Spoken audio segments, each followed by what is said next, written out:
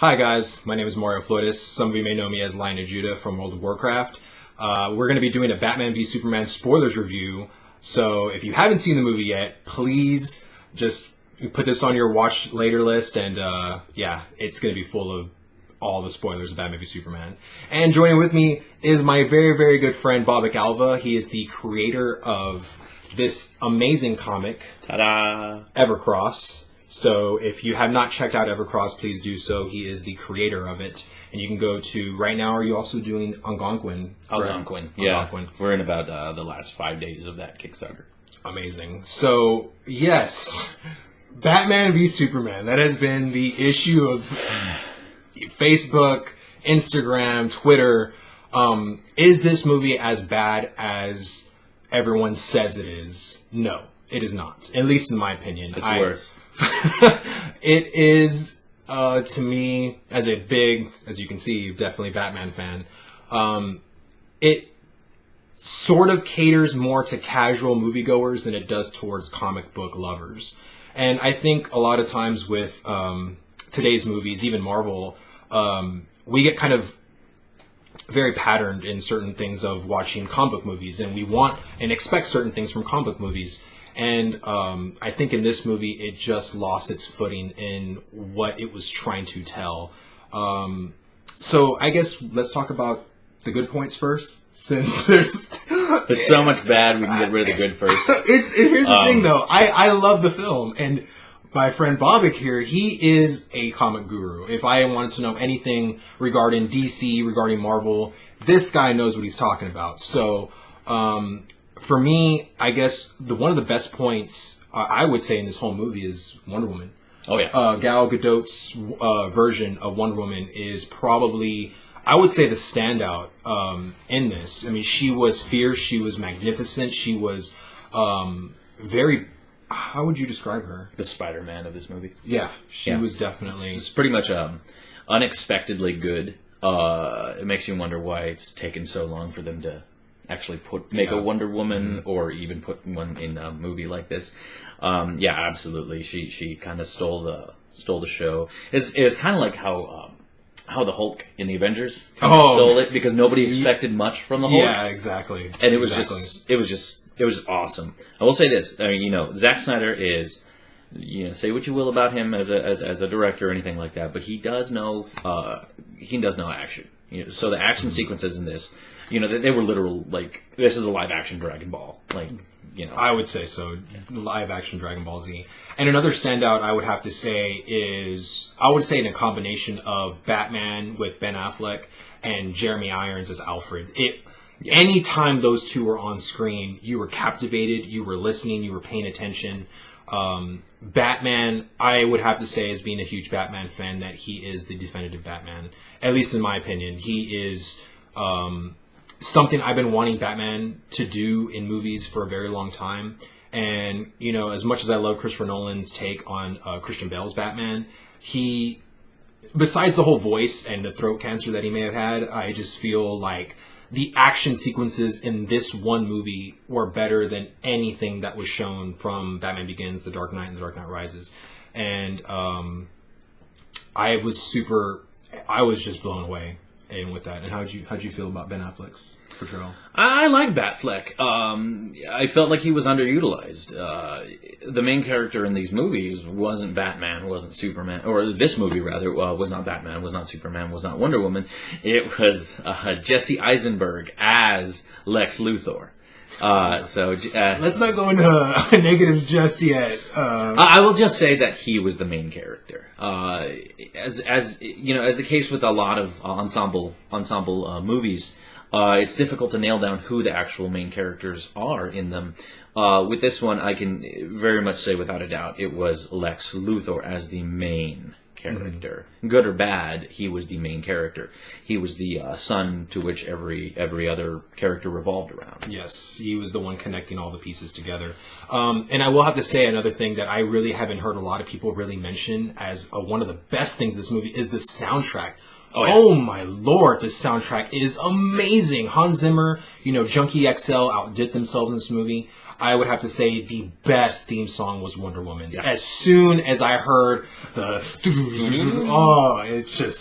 it's really good. It just put you in that mood of like, yes, do something amazing. So, and she did in spades actually. But let me see. I'm trying to think. I mean, the length was another thing that people were complaining about. Now, I didn't. Maybe it's because I read all the reviews. I knew it going into it that it was going to be a long movie. I didn't feel like it was a long movie. I felt like it was excellently paced. I didn't look at my watch once. I mean, nor do I have a watch, but I didn't even pay attention to how long the movie was. Another thing that people were upset about was that it was depressing. I didn't get depressed. I know there was a dark movie, but maybe it's because I read the reviews. So I kind of knew that going into it. I will say that even though the movie I felt had good pacing, the editing, however, left a lot to be desired. Negative connotation. But, I mean, what would you say you being, because as far as I know Bobic, and the reason why I respect this man is because he is not a Marvel fanboy, nor is he a DC fanboy. He is a comic fanboy. And I think a lot of times when people get into this kind of, this one-sidedness of, I'm a DC fanboy, I hate Marvel, or I'm a big Marvel fanboy and I hate DC. I've never been that guy. I just love these characters, and I love what Marvel's been doing. And Man of Steel, to me, I hate Superman. I hate Superman. And Zack Snyder got me on board. Being a Batman fanatic and me being a Superman hater, he got me on board with Man of Steel. And going to this movie, I figured, how can this movie fail? How can Zack Snyder fail on a movie like Batman v Superman? And as much as I love the movie, I have to say he and the writers failed in making this movie. And it wasn't just Zack Snyder's fault. And I'm not trying to blame him as the sole dependent on why this movie failed. I feel this is sort of like the Amazing Spider-Man 2 type of thing, where there was just too many cooks in the kitchen. There was too many people wanting to put their hands in the pot. And I feel like there wasn't a clear vision for story. And you had people like Chris Terrio for David S. Goyer, and you're wondering, who are these people? Who are these writers? Oh, Chris Terrio's only the writer who wrote Argo, who won Best Picture at the Oscars. David S. Goyer's only the person who wrote co-wrote the entire Dark Knight trilogy with Christopher Nolan. These are those people. So you figured, wow, this property's in very good hands. And you watch the movie, and one thing I have to mention. I walked in this movie with zero expectation. Because when Tuesday came along and the critics were bashing this film, I had my expectations sort of high.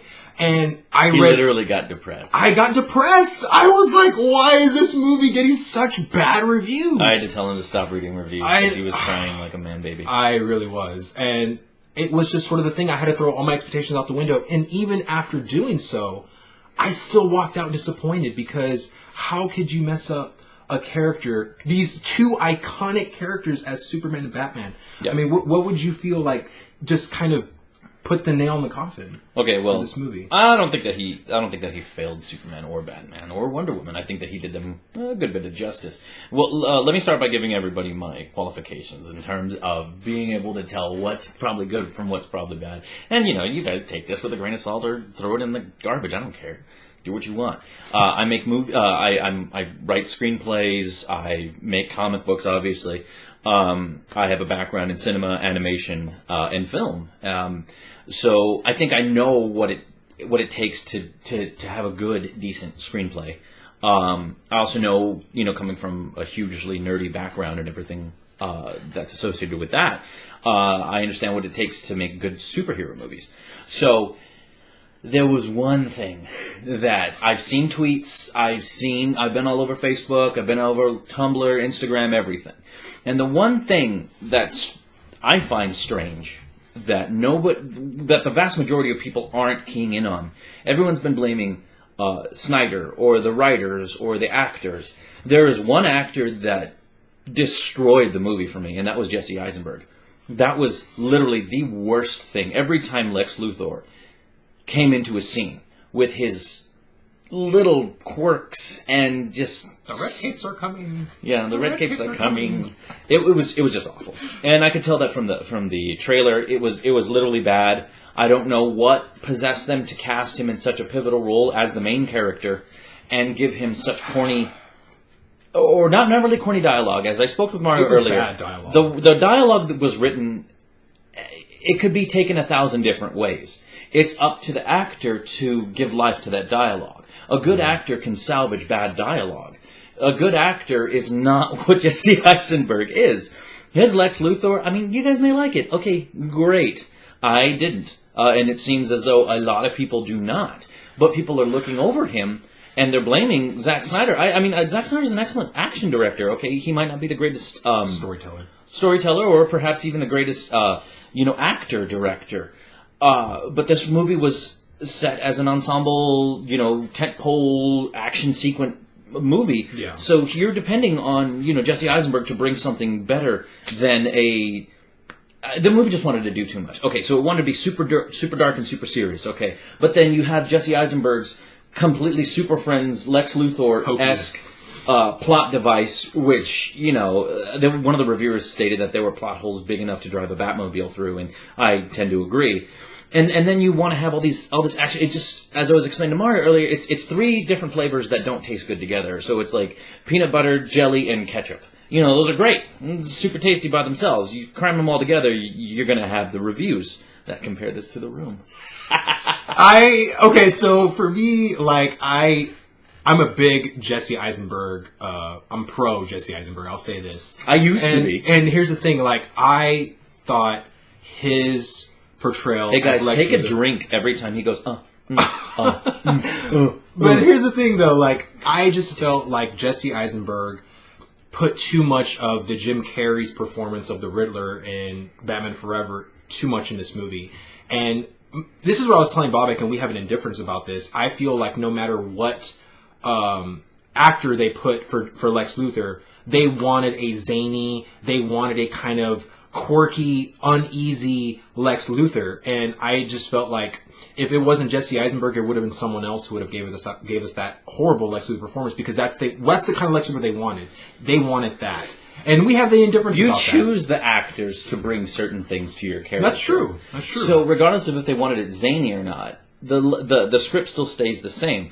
The red capes are coming can be read 1,000 different ways by 1,000 different by 1,000 different actors. Jesse Eisenberg got stuck in there because, I don't know, maybe he blew the entire cast of the movie. I have no idea. But literally, he was the worst thing about that movie. Nothing else was as bad as that. Yeah, there were some terrible motivations, and I'm sorry, guys, spoiler alert, Batman kills, okay? Yeah, he uses guns. Yeah. Superman kills in the last movie, but when it came to a pivotal part, he was just like, oh, I can't do it. I can't. Same thing with Batman. Batman will murder everybody else on the goddamn screen except a pivotal bad guy, and it's just stupid. Also, come on, Doomsday. I like what they did with Doomsday, but it was a waste of the character. It was a complete waste of the character. It was something that I felt like should have been saved or should have been better handled. I've been teeter-tottering on my score for this movie back and forth, and I still give it a solid score, which I will say at the end of this review. But to me, I wanted so much from this movie, and I felt like it just wasn't delivered. And I feel like it's because they wanted to concentrate too much on so many different things, and not even the cameos. Oh my god, horrid cameos of Aquaman, The Flash, Cyborg.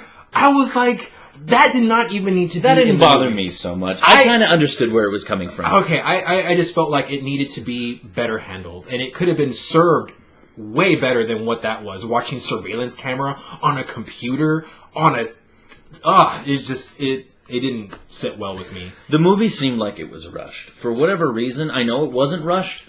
3 years! I just think that because of what Marvel's doing, they've taken, 10 years to set all of that up. Yeah. It was definitely put on a fast track. And so one of the things that, David S. Goyer is hit or miss sometimes. I think he wrote all the Blade movies, but he directed the third one. So that's specifically a problem with when you get too big for yourself, Yeah. when you're given too much freedom. Yeah. So David S. Goyer, you know, maybe we want to veer away from him a little bit. Maybe we want to veer away from Zack Snyder maybe a little bit. Let's put it in the hands of Oscar-winning actors, Oscar-winning directors. Ben Affleck did a great job. I believed his performance. Henry Cavill, or however you say Cavill.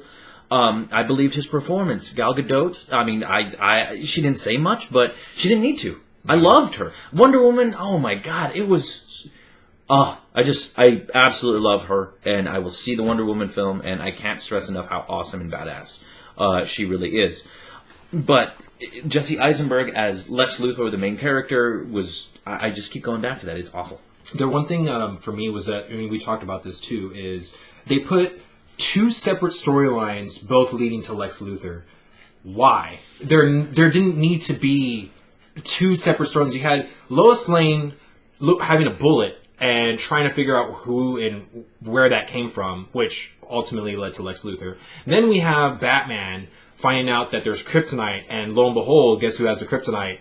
Lex Luthor. So it was just sort of like, we didn't need so many things leading up to him, and I just felt the movie was literally all orchestrated by Lex Luthor, which I just don't. I didn't like the performance that Jesse Eisenberg gave, and I do love his other movies. So it's just I felt like he failed on that part, and the director Zack Snyder failed on the direction they wanted to give Lex Luthor. I felt like it should have been, to me, there's no need to have a young Lex Luthor. To be honest, I would have rather. He talked about his father. I would have rather seen Lex Luthor Senior. To have someone like Bryan Cranston, someone of his caliber, someone of his menacing intimidation. Like Jesse Eisenberg, no matter which way you cut it, he's not intimidating. I'm sorry. It's like, do you find me intimidating? If I walked across the street and bumped into you, do you think you'd be intimidated? No, probably not. And that's exactly what happens with Jesse Eisenberg. He's not intimidating as Lex Luthor. And there were so many other things. I mean, one quick thing that I told you about, the Batsuit. The armored batsuit. It's the editing of this movie is terrible. And in one frame, you went from him not even nowhere any inclination of having made the armored batsuit to I'm fully clothed in it and now I'm a badass. No, Batman does have a special power in this movie. And it's his ability to teleport into whatever costume he wants to wear. Pretty much. Because damn, I mean, he's got really fast changing clothing. Yeah. I mean, you know, I didn't mind that as much as Mario, apparently, but this movie had a lot of other things wrong with it, more so than that. Editing, however, you did pick up on that. There were some flashbacks, some flash forwards, I guess, some flash sideways to parallel worlds and stuff. And I guess Batman has the power to dream alternate futures. Is the best I can say about that. It's very strange. I think you guys have read that. I think it's an IO9 article or something like that. It's like these are like the top 10 what the fuck moments from Batman v Superman. It's got a lot of flaws. However, will I see it again? Yes. Yeah, probably. Yes. What it did right, it did really. What it did well, it did really well. And I am an action junkie, so you know, I just like. I mean, I go into this movie expecting action, expecting, just decent acting at the very least. But going to see my superheroes fight. You know, there's a lot of articles out there we're talking about, oh my god, it was too long, it had too many explosions. It's too destructive. I mean, that's so much CGI. I was like... That's like going into a drama and complaining that there wasn't action, that it wasn't short enough, or long enough. I don't know. It's just, it plays to expectations, obviously. And so I guess my expectations were in the right area.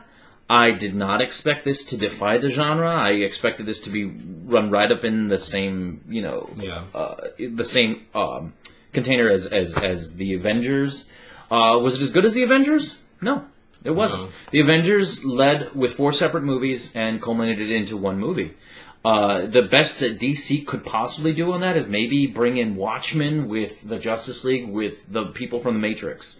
That's the only thing I can think of for them to achieve something of the same Let's hope they don't caliber. do that. I don't know. Zack Snyder directed 2 of those movies. Well, I mean, all I'm saying is, now you talked about will you see it again? Would you recommend people to see this movie? Would you recommend people to see if they've never seen Batman v Superman before? Would you recommend yes you need to go see this movie, or no, you just don't bother? Well, yeah, they need to see it. Yeah, people are going to see it regardless. No, of course. It's one of those tentpole. But if a person's on the fence about it, would you recommend them to see it? Yeah, I'd say so. I'd say, I mean, the action sequence. Say what you will about the Doomsday thing, and you've already heard what I said about it. It was still awesome. We finally get to see Wonder Woman, Batman, and Superman take on a villain. Yeah, and that was just be awesome. Yeah, it kind of betrayed the characters' histories. It kind of betrayed a lot of stuff that a lot of fanboys and girls held sacred about it. But it was fun. You know, it was... Why did everybody see Jurassic Park? Jurassic Park was an awful movie. But it was fun. Jurassic World. Jurassic World, sorry. Yeah. It was an awful movie by a lot of different regards. And I know there's going to be a lot of you who are like, oh my god, he doesn't know what the fuck he's talking about. Okay, fine. You liked it. Great. I kind of liked it too. But did it fail in a lot of... I think... Well, yeah, it was worth the price of admission. Yeah. And I think that was the same thing with this. It was worth the price of admission to see that final fight. Action movies and superhero movies survive on a lot of different regards. Yeah. I think that you can't just do it was writing and then directing. It's writing, directing, action, to be honest. That has to be a huge part of it. And then art direction. And this thing succeeded in 2.5 of the 4 things that I would have, taken into consideration for it. Yeah. So, overall, I would have to say Batman v Superman, as much as I want this movie to succeed, and it is going to succeed financially. I believe this movie will cross $1 billion, probably no problem, to be honest. And everyone's kind of speculating that it's not. But I'm without a shadow of a doubt this movie will hit over $1 billion. If Transformers 4: Age of Extinction can make $1.3 billion, dude, that had robots and dinosaurs. I don't care. And that movie sucked. And if that movie can make $1 billion, so can Batman v Superman. And Stanley Tucci.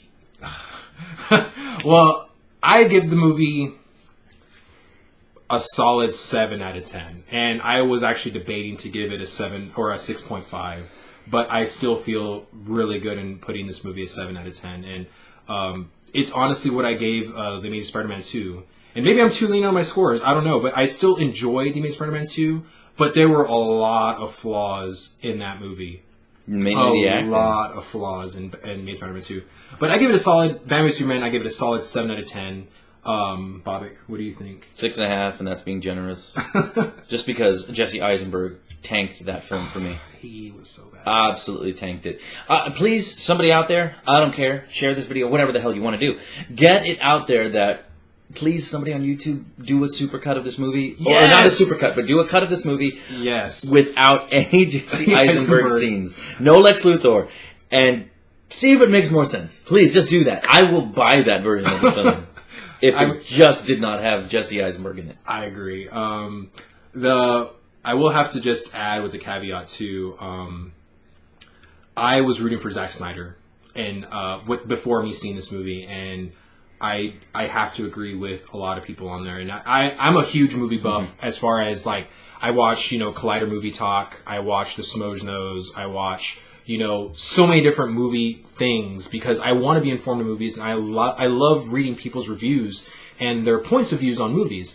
And so many people were just saying Zack Snyder just needs to go, and I was trying to disagree with them. But after seeing the movie, I feel like I kind of agree too. He needs to depart from the Warner Brothers franchise, or just needs to stay on as a second unit director and have Ben Affleck lead the direction of the movie, and him just handle all the action scenes. Because I still contend that Zack Snyder is one of the best action directors in Hollywood, and I still think he can do action very well. But as far as story and everything else, I think he falls way too short a lot of the time. Completely agree with that. But that's basically our review, guys, on Batman v Superman. So now that you know what we think, what do you guys think? I mean, I want you to like. They're going to disagree with us. So of course, hard. I mean, like, this. I will have to say this too, that this film is probably the most. There's one side of the coin. You're either gonna love this movie or you're gonna hate this movie. And to me, I'm not saying I love the film, but I was just on the camp to where I think this movie is worth watching. It's definitely worth seeing. But I wanted to love it and I couldn't. I like it at best. Yeah. And this is coming from a huge freaking Batman fan. And like I said, we just... Yeah. It is what it is, basically. I'm a decent DC fan, too. And I liked it. I liked all the action. He really didn't go wrong with any of the action. No. So if you guys are just going to go into it, set your expectations for awesome action and a mediocre plot and terrible Jesse Eisenberg acting. As long as you know that going into it, you will freaking love it. Yeah, just exactly. If you got to use the restroom, just wait for him to start his dialogue. Because good lord, he has a lot. When he gets going, he doesn't stop. So yes, there's that one action sequence where he literally does not stop, and it's really annoying. Do you guys know what the biggest lie in America is? Him acting this movie. No, Jesse that's actually probably thinking true. he's a good actor. So I also that's basically the end of the video, guys. But I do want to mention Evercross. Now, this comic, I will have to say, is definitely worth buying and definitely worth reading. And some of the artwork in here is just, I don't know if you can properly see that, but it's just amazing. I mean, and this is coming from a person who lives in San Antonio, in Texas. And Kevin Johnson, my wonderful artist. Kevin Johnson is the guy who basically drew this. Bobic is the person who created it and set the foundation for the story and everything like that. And where can you buy Evercross? Comixology. Yeah, just go to Comixology and download it, guys. If you're looking for a hardcover, or hard copy, rather, go to theevercross.com. Or message the Evercross. Yeah, the Evercross, EVERCROSS.com. And you can order one there. Or just message me on Facebook. Our Facebook is where we run most of our stuff through. It's a supernatural western set in post-Civil War America, in case you guys are about that. We do have a live Kickstarter right now for the other book in my publishing company. It is called Special Missions Unit ALGONQUIN. It's bad. And the writer lives here in San Antonio. And it is basically about declassified missions that he went on during his time in the military. It's essentially G.I. Joe without morals. It's ALGONQUIN, Algonquin. I'll leave a link in the description below. The link is in the description. Below. And we are in the final 5 days. We are quite a bit away from our goal. We're trying to get 4,000. I think we're somewhere around 600. So anything that you guys can do, like, share, donate, whatever it is, we're looking to do that. Regardless of it getting a successful Kickstarter or not, it will be published by me. Exactly. So, hope you liked our review, guys, and thank you guys so much. Nice you guys know me as all. Lion of Judah. My name is Mario Floydus. Again, my best friend Bobic Alva. And I will see you guys later.